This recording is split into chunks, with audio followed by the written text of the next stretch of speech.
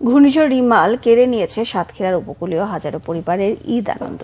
ঘরবাড়ি হারিয়ে হতদরিদ্র মানুষের চোখের পানি মিশেছে বাঁধ ভাঙা বানের পানিতে। অনাহারে অর্ধাহারে দিন কাটছে তাদের। দুবেলা দুমুঠো ভাতের জন্যই তাদের অন্তহীন সংগ্রাম। ঈদ তাই তাদের কাছে অন্য যে কোনো দিনের মতোই। সাতক্ষীরা থেকে আসাদুজ্জামান আসাদের রিপোর্ট। ঈদের দিন যখন ভালো খাবার আর নতুন পোশাকের আনন্দে মেতে থাকার কথা, তখন ঘর মেরামতে ব্যস্ত ঘূর্ণিঝড় রিমালে ক্ষতিগ্রস্ত পরিবারগুলো। ২৬ মে প্রলয়ঙ্করী ঘূর্ণিঝড় রিমাল আঘাত হানে উপকূলীয় এলাকায়। ক্ষতিগ্রস্ত হয় সাতক্ষীরার শ্যামনগর ও আশাশুনির ৪৩টি ইউনিয়নের ১,৪৬৮টি ঘরবাড়ি। এখনো খোলা আকাশের নিচে কাটছে হতভাগ্য মানুষগুলোর দিন। নদীর পাশে বাড়ি ঘরদর সব ভেঙে গেছে। আমরা খুব দুরবস্থায় বাস করতেছি। ঘর বাড়ি উড়ে গেছে, আমাদের কোনো লাইন নেই, আমাদের কিছু নিঃস্ব হয়ে গেছে, কিছু করতে পারতেছি না। কষ্টের দিন যাচ্ছে আমাদের। কি বলবো, ডাক্তার ওষুধ নিয়ে তাই অসুস্থ খুব আমরা।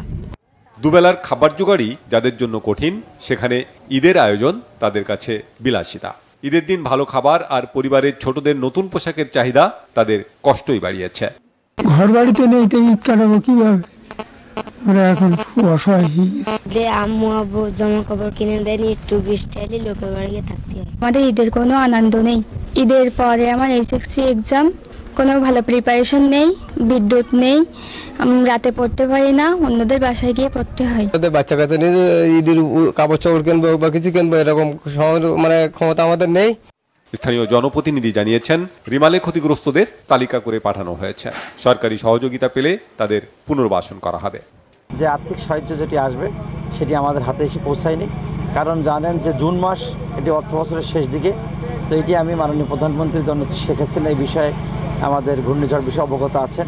তিনি ঘূর্ণিঝড়ে যারা ক্ষতিগ্রস্ত হয়েছেন তাদের পুনর্বাসনের জন্য যথাযথ ব্যবস্থা গ্রহণ করবেন। বিজেপি কর্মসূচির আওতায় শুধু এই রিমাল না, প্রতি বছরই মাননীয় প্রধানমন্ত্রী ঈদ এবং বকরা ঈদ বিভিন্ন অনুষ্ঠান যেটি হয়, ধর্মীয় অনুষ্ঠান, সে সময় এই ভিজিএফ যেটি থাকে সেটি ধারাবাহিকতা অব্যাহত আছে। সিডর, আইলা, আমপান ও রিমালের মতো একের পর এক প্রাকৃতিক দুর্যোগে লণ্ডভণ্ড হয় সাতক্ষীরার উপকূলীয় এলাকা।